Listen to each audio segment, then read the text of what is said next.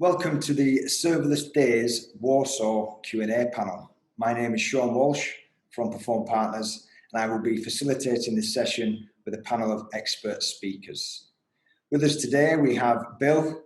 So Bill is the CTO of Brainily, one of the world's largest education communities with over 250 million monthly users. He has 15 years experience in overseeing large-scale development projects and over 20 years experience with web application architecture and development. Welcome, Bill. Next, we have Darius. Darius is a leading .NET developer and author of many serverless articles and has a published book on the subject, which we'll provide links for on this post. Darius is also very active in the serverless community and organizes regular meetups. Welcome. Next, we have Sumitra. He's currently a senior area business development manager for AWS. He's worked for many high-profile tech companies, including Microsoft and Amazon. Alongside volunteer work for UNICEF and prior to completing an MBA at the University of Cambridge. Welcome to the panel. Next, we have Sarah. Sarah is currently the head of cloud platform and infrastructure at William Hill, which is a FTSE 250 gaming company. She's leading one of the largest cloud migrations in Europe. Nominated for numerous awards, most recently as a leading woman in technology, and she's a prolific keynote speaker and technology podcast guest. Welcome, Sarah. Helping co-host the entire event, but with a specific interest on this panel, we've got Carol, and he's the CTO and co-founder of Chaos Gears. We're hosting alongside Perform Partners and on hand to ask and answer some questions as we go. So, welcome everybody. Hello. Right, first question, getting into it then. So what are the first steps towards serverless and why would a company make them? So I can go first in that. At AWS, we see lots of customers adopt serverless solutions. And broadly speaking, we see three adoption patterns. Firstly is what we call as organic adoption. So developers in a team start using serverless for small tasks like IT automation, cron jobs. And after using serverless technologies and realizing the benefits, they talk about it to larger teams. And at that point of time, we start seeing strategic workloads around microservices of data transformation coming into place. The second adoption pattern that we've seen with customers is around incremental refactoring of legacy solutions into microservices. And the third one that we see that a lot of customers, many customers adopt is moving straight to serverless solutions from legacy on-premise solutions. And the third adoption pattern is more relevant for workloads or use cases that are actually quite transaction heavy. In terms of why customers make them, cost is definitely the number one reason. So the serverless's pay-as-you-use model resonates with a lot of customers a lot. But the number one benefit that customers cite after using serverless solutions is the agility that it brings in taking products and services to market. Okay, thank you for that overview. Anybody on the panel experienced any of the adoption methods discussed? Yeah, I mean, for us, the nature and complexity of the technology we use, we've got both a hybrid and a native cloud strategy. They run in parallel. Serverless for us forms a key part of our native cloud strategy, where we're building new apps and services. We're using serverless technology, Lambda Edge, to enable our development team to move at pace. The increase in productivity implementing this technology is measurable as probably in the happiness of the dev teams, and who doesn't want happy dev teams? Being able to just pay for what we use and not having to manage the server infrastructure for these services has given us both a cost and a time saving. Time saving is important to us because it allows us to reinvest that time in other tasks, more strategic tasks like improving our on-premise data centers, which we need to retain as part of our overall technology footprint. Thanks, Sarah. Has anybody else experienced the adoption of serverless as part of the steps, or perhaps a different view? I have to say, listening to Sumitra explain what he's seeing in AWS, I can say that I've seen that all of those things happening within my companies at once. So it's for me, it's a little bit of everything. But I have to say, there's one more driver in at least the implementation that I'm doing today, and that's sort of a top-down look at how we want to be as an organization, or how we want to evolve our organization.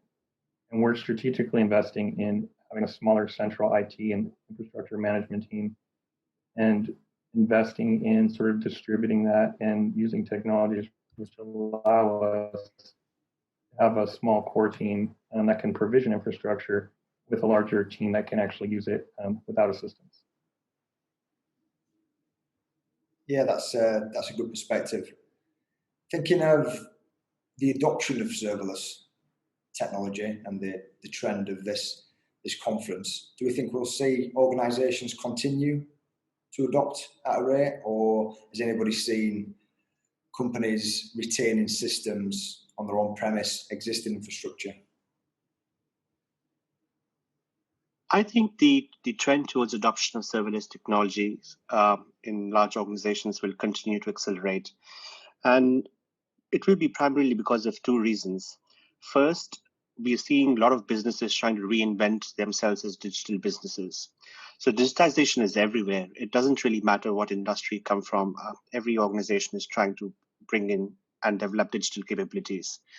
And this is because of the ability to actually react to the market too. As an example, in banking, you see new entrants in the marketplace that are putting a lot of pressures on traditional players. Same trend is happening in automobiles and other sectors too. So the more the trend towards digitization, I think the adoption of serverless will continue. And the second reason why I also think this will actually happen is that the end consumers are now seeking value for the products and services they consume a lot. And they have a lot of options in the marketplace. So it is quite important for companies to actually accelerate their time to market so that they can quickly bring their products and features to customers, get customer feedback, and bring that feedback back into the product development cycle. So these two trends make me believe that the trend towards adopting serverless will accelerate and continue in large organizations. And how does that match the view of others?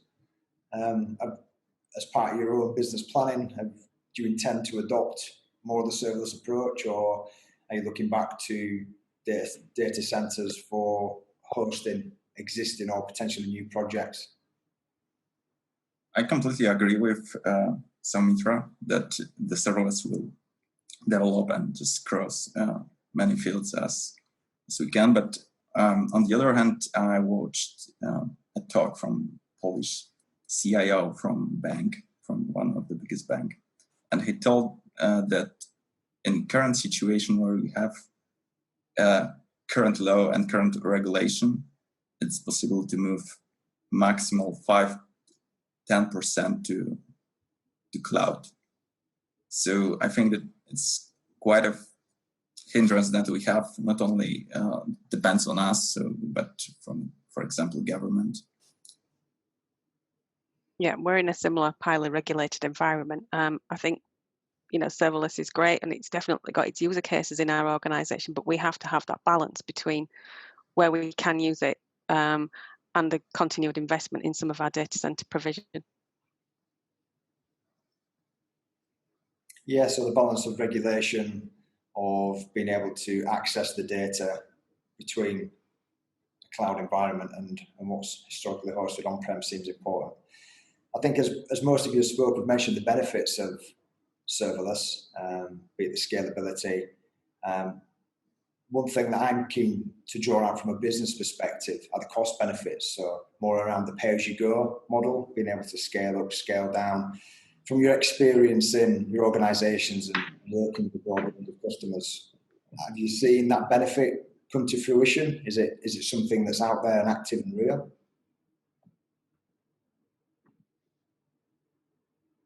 I can tell you from my perspective, the answer is it depends. There are certain workloads that I've paid more for when I've moved to a serverless model. There is cost savings in certain scenarios. And when I talk about serverless, I'm not including EC2 instances, sort of like cloud provisioned instances. To me, that's still a server model. But when I talk specifically about FAS or this disposable runtime model, not all workloads will transition to a cost savings. With that said, there are many workloads that will. Any particularly bursty workloads, anything that needs to scale quickly, anything that needs to scale up or down quickly, I should say, is going to see some sort of benefit. But when you have consistent workloads, or when you can provision your infrastructure to handle a consistent workload, and then offload your overages to a serverless system, you start to get the best of both worlds. So I'll say it depends, and there's been enough discussion around serverless being more expensive. Many people tout the benefits, but there are enough articles out there talking about serverless being more expensive that an uneducated business stakeholder or executive stakeholder can pick up on those threads, and it spreads the fear. So you really have to bring data, and you have to do your homework when you talk about moving to serverless. Make a business case for it as well. Yeah, and Sarah, from a large FTSE 250 organisation perspective. Yeah, I was just going to say, from an enterprise level, pay-as-you-go cost is really interesting. Traditionally, we've just had big blobs of CapEx sat on our balance sheet. It's hard to attribute that to the many services, especially across our multiple geographies. Being able to see the cost of services we scale up and scale down is a massive step forward. For us, and I take your point, sometimes these services are more expensive, but you're finding that out in a much shorter time frame now. Given that we maintain a footprint within our traditional data centers, we can move services up and down. We can put them in the cloud. We can use serverless to trial things. We can see then in real time how much that's going to cost us. And if it's too expensive, we can take that quickly back down again and re-engineer and go again. Traditionally, you would not find out that it was going to be significantly more expensive than you'd planned until you'd gone through quite a long cycle of, plan, build, and deploy. And at which point your investment's pretty much made. So I think for enterprise scale, it's a really interesting time in terms of pay as you go. And it's also, in terms of business metrics, how much do our big events cost us? We've not known that before. Scaling up for things like Grand National, for the start of the NFL, which is coming up. We can give the business real costs of the infrastructure and services involved in those events pretty much in real time, certainly straight after the event. So we know how much it's going to cost the next time these events roll around. So I think it's really interesting for us, and it's certainly helping us to raise kind of our cloud IQ across our business as well, spreading that knowledge out across the business, whereas previously the costs have been very much held within the finance teams. The P&L owners, the product owners are now getting a much deeper look at what the costs of those products and services are.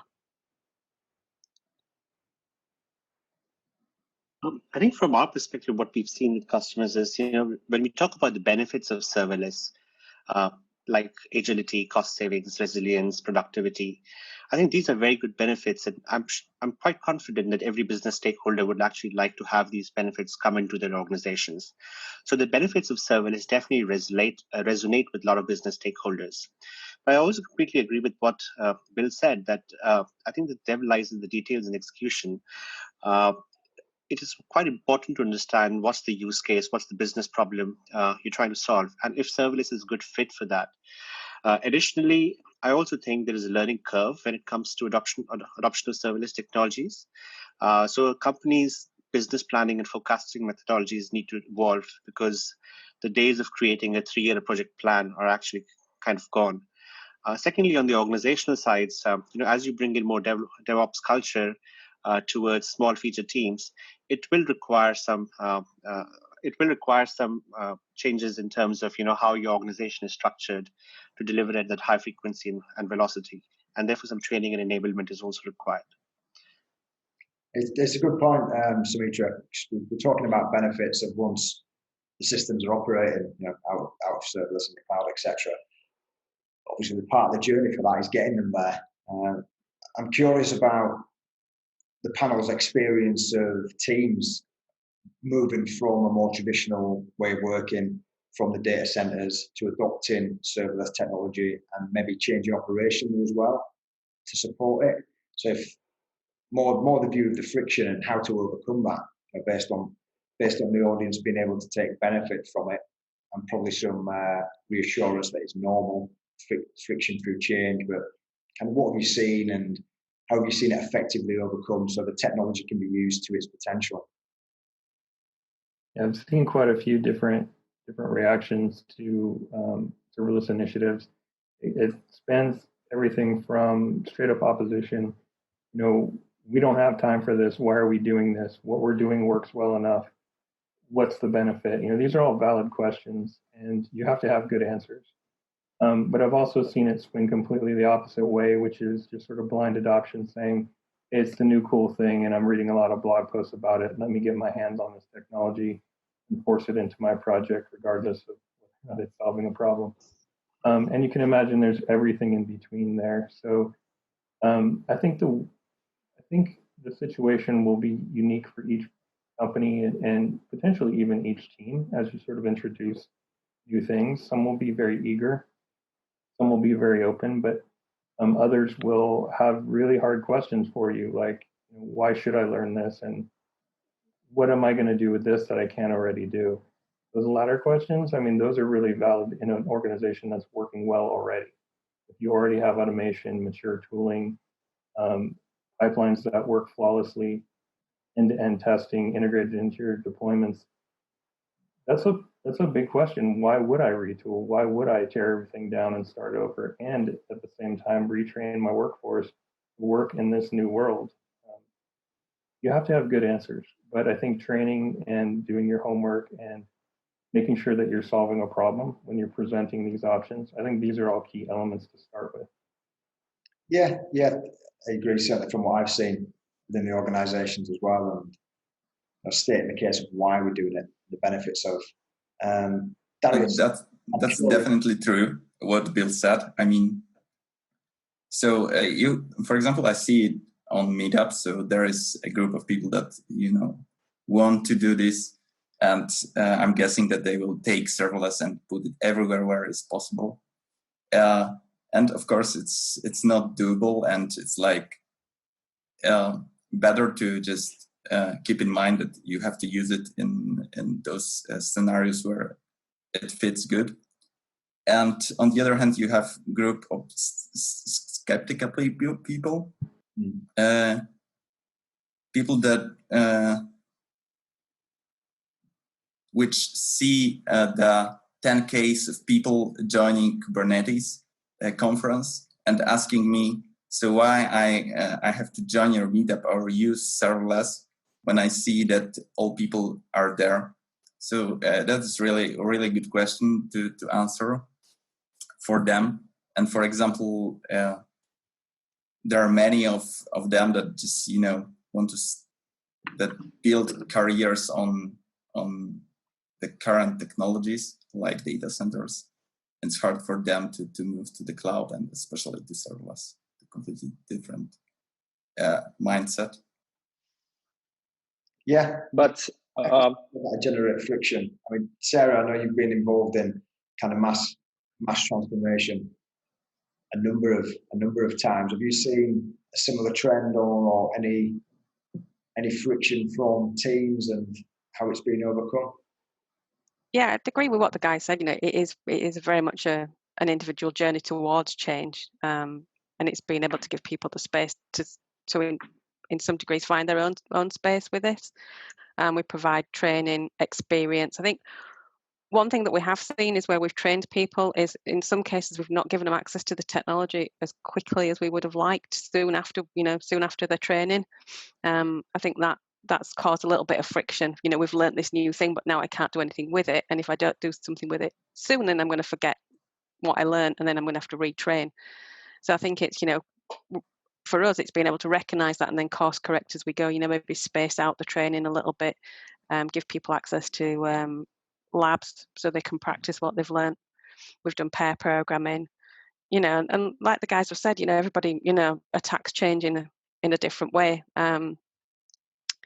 And I think, even people that have traditionally engineered in data center environments, I think, that there is a path that those guys have gone on where their technology experience has changed over time, probably towards, the last sort of 10 years, it's changed pretty regularly. So there's that experience of change more and more these days as things progress. And I think serverless is just the next one on that change curve. Yeah. I'm going to hold the question of what the next one is after serverless to try and get a lead on it. But conscious of time, and I know, Carol, you've been collating some of the questions on LinkedIn as to put to the panel leading into this. Have you got anything that we can pitch in? Yes, but I would like to stay just for a second with 2 words that have been mentioned. First of all, there was a words of Bill. So why to change anything? And the second one was a lot of skeptics in the organization. So I think, in my opinion, because I also experienced a lot of skeptics in different organizations, no matter of the size, the type, even startups. So, guys, do you think that the role of overcoming those skeptics and explaining them why to change anything, why to introduce new technology? And I'm not saying about the serverless, because with the containers and anything that is new, we are always afraid of changes, because we like our environment, we like to be experts, and people that we are hiring, they like to know what they are doing. But if something is new, isn't the role of leaders to explain them that they're building and developing their products for the sake of the business, not for just doing new tools, new catchy implementation of fancy buzzwords like containers or serverless, but it's all about the business to give its profits and improve its potential on the market. Isn't the role of leaders to overcome those problems of skepticism and so on? How do you think? I think you're right. Oh, sorry. Go ahead, Sarah. I was just going to say, actually, I think it's all about the customers. So, we're all in business to get our products and services out to our customer base as quickly as we can. And I think what Bill said was right about what is the problem statement that we're trying to address, and how does the new technology or old technology fit into that. So it's not a case of a change for change's sake. It's reverting it all back to the problem at hand. And what tools do we have in our armor, either new or old, that best addresses that? Exactly. That was the point. That what I had in my mind. Bill, you mentioned something. Oh, yeah, I think you were going to come in. Yeah, absolutely. There's technology that comes and goes, and I think we've all been around long enough to see some fads burn out. I'm still, I'll kind of rock the boat here, but I still think Kubernetes is a bit of a fad, and fast is where we all want to be eventually. But I'll leave that controversial statement there for a later time. I think that we're all here. We've seen enough, and we need to guide our teams, and we need to guide the businesses that we work with, and keep everyone focused on value production. At the end of the day, technology is a tool to serve a need, and we need to match the technology and the value that it's creating with the needs of the business, the needs of our customers. As long as we're staying true to those points, then I think we can fairly analyze any technology, regardless of whether or not I think it's bad. We can say, how does this solve a problem for us today? What's the value that it brings? And is it worth the investment? As Sumitra, I can see you're keen to talk as well. Before I come to you, after Sumitra, Darius, we'll close out with you, because we're coming to the end of our allocated slot. And then we'll thank everybody for the involvement. So, Sumitra? I completely agree with what Sarah and Bill actually said. At the end of the day, it's all about delighting your customers with awesome products and services.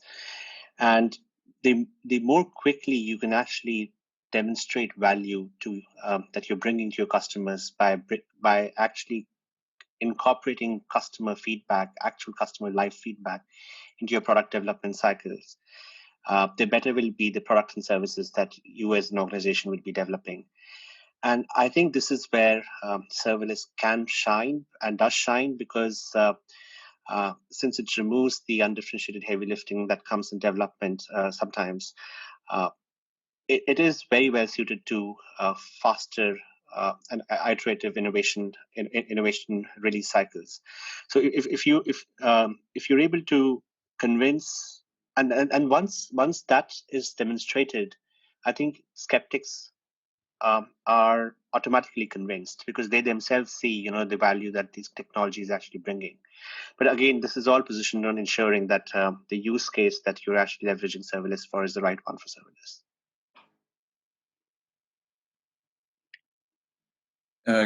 Completely agree with you guys. I think a good example is that recently I prepared a solution on my daily basis based on serverless, because the best it was really fits serverless, and after that it turned out that business started to ask if we can use it more, just to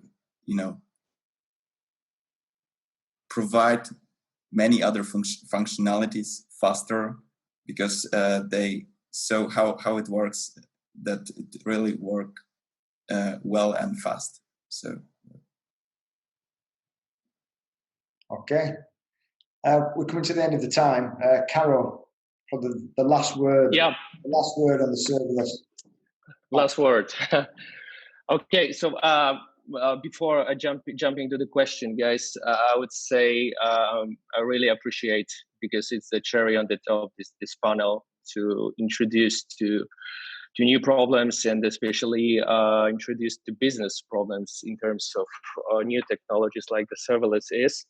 That's why the last question would be about the team dependency between centralized teams and product teams in huge organizations. So how do you think whether it's the role and opportunity for particular product teams to start injection of technologies like the serverless, or is it the role of centralized teams to introduce these kinds of breakthrough steps in the organizations? Because there is unwritten war between product teams and centralized teams, and there are some delays, some additional pressure between those two teams.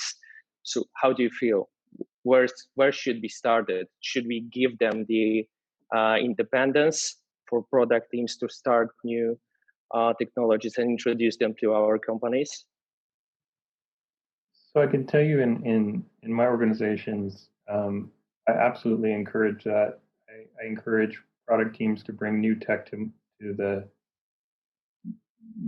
into their projects, but they have to convince me that they're bringing tech for a reason. That the tech that they're introducing is solving a problem that we don't already have solved, or it's solving it in a way that's better than what we've already done and warrants the investment. Because change equals cost at an organizational level. And introducing new technologies that make it into production means that we have to support those technologies over time. We can't get rid of the features very easily that are built on new things. One-offs end up becoming corrupt. So today's new hot thing is tomorrow's tech debt. And we need to be really responsible about when we introduce new technologies. As long as you take that approach, I think it can come from either side. If you have a central team that has a need that's solving a problem, and they can articulate that and make the case for it, absolutely, let's start talking about change and new tech, and let's focus on the problem you're solving. It can come from the product teams as well. And oftentimes when a product team has introduced a technology and showed me that they're solving a problem, it's a problem that's bigger than just their team. They just happen to be the ones brave enough to notice it, advocate for something different, and to take the initiative to present it. And then we elevate that technology solution up to the central teams, and then we essentially move it out across the company as a new standard or a new supported tool or way of doing things. So I'll say, okay, sorry, Sarah. I was going to say, I absolutely agree with that. Technical sprawl equals high cost to the business. And I think, the product teams know their products best and what problems they're trying to solve.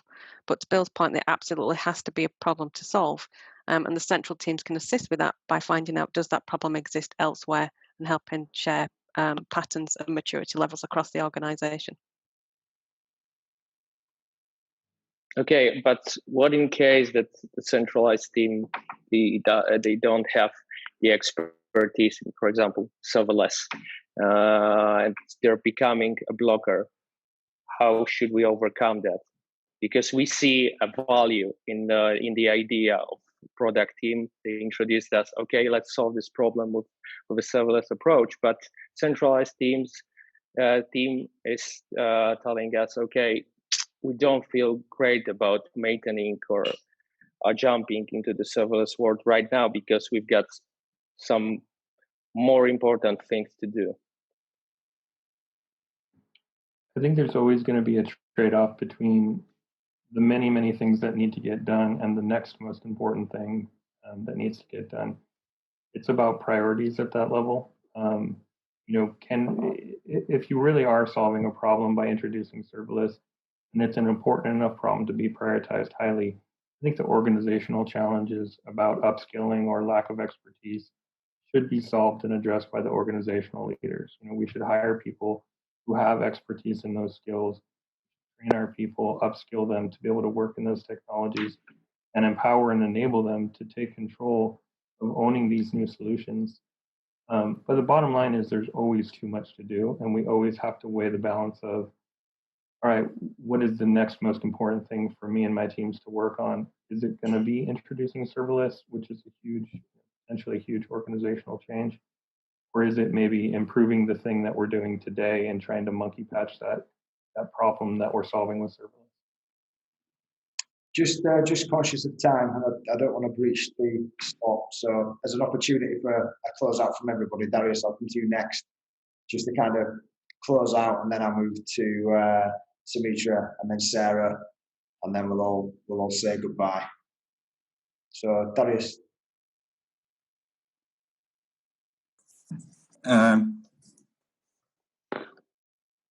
What can I say? So thank you for participation, and I hope that you will use serverless as much as we can. Okay, and people can find you on LinkedIn. Yeah. Put a post to your book on there. And on Twitter. Yeah, of course. Sumitra? Well, thank you so much, Sean. I do believe serverless is the future of computing, but I think one thing that was very big key takeaway from this discussion was that it is quite important to understand what are the use cases and where serverless is a good fit, and then apply the right tool to the right problem. Yeah, that's it from my end. Thank you. Sarah? I think in all cases, they start with why you're doing something and then work out from there. Don't do something because you've got the technology to do it. Is there actually a user case? So why are you doing it? What are the benefits that your customers are going to get from your choice of technology? Yeah, good philosophy for any technology or change, I think. And Bill? Yeah, I mean, I think you're all tired of hearing me talk by now, but I couldn't agree more with what everyone said. And thanks, Sean. Thanks, Carol, for inviting me to this opportunity. No worries. And Carol, one last word without asking the question. So close us out. So nothing more to say than the thank you. I hope it's not the last this type of event here in Poland. Right now it's an online version, but hopefully in next year we're going to meet all together face to face, share the knowledge. And I do appreciate such type of sharing the expertise and the experience, because it's all about not to build tools and new infrastructures, but to always challenge ourselves against the question why we do something, and stop believing in stupid buzzwords that are spread like serverless containers at all. Just challenge yourself why to do that, if it's necessary, like you all sat together and confirmed, then choose it and implement it. That's the conclusion from my side. And once again, thank you. All right. Well, thank you to everybody for taking part, and thanks to you, person watching, probably still working from home. And we'll see you again in the next one. Thank you. Goodbye. Thanks, Stay everyone. healthy. Thank you.